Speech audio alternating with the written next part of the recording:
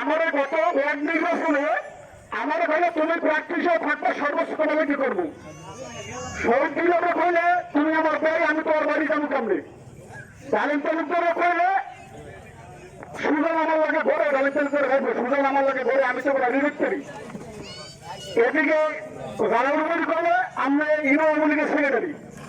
যে দেনটা হতো এটা চালাই দেন ওদিকে আমাকে বাংলার এক ব্যবসায়ীর মাধ্যমে সিদ্দিকের বলছে যে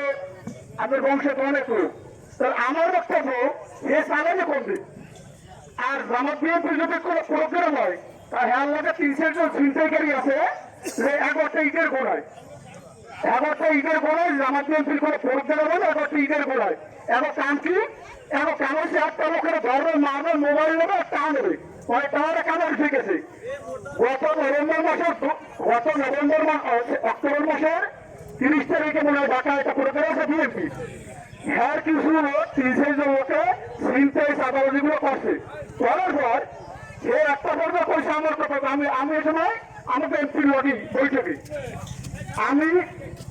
ছাত্রীকের সভাপতি জিয়াউল কেন্দ্র সাবেক সভাপতি ছবির মেম্বার হাসিক মেম্বার আমরা এমপির লাগে এমপির মেম্বার হই এটা তো সে জানে না হেলে কইছে আমার কথা করার কারণ কি কারণ হচ্ছে যদি আমার নেতা যদি এগুলো কোনো স্পাইকারটা হারা হবে এরা ভিডিও আকারে নিয়ে হারা হইল কারণ হচ্ছে এ সময় তো সংসদ নির্বাচনের ডিক্লেয়ার হয় না নমিনেশন তাহলে আমি নিরমুখী বলবো যদি এইটা যদি আমার কান দিতে পারে তাহলে অন্য নিরমুখীর কান হেলে নিরাপদ রাখবে সেটা ওটা তো সরকার রাখবে এই কারণ হয়েছে তাহলে আমি কেন আমার কথা কইছে কেন আজমাল হোসেন মুক্ত আর রহানতি স্বার্থ আমি দুজনটি জিজ্ঞেস আগে দেবে তো আমরা কি কইছি দেখে অর্থাৎ কেন্দ্র শাসক আপনার সেই বক্তব্য এগুলো মানুষের খায় না ক্যাম্পাসের তো বিভিন্ন জায়গায় লোক ফিট করে দেয় একজন এই ২০০ টাকা যে নরেন্দ্র ভাই গতবার দেশে গত এই বাজারের কিন্তু সেটা অনেক কাজ হয়েছে সেই কাজ আমরা এবারে মানুষ এটি বুঝ করে দেবে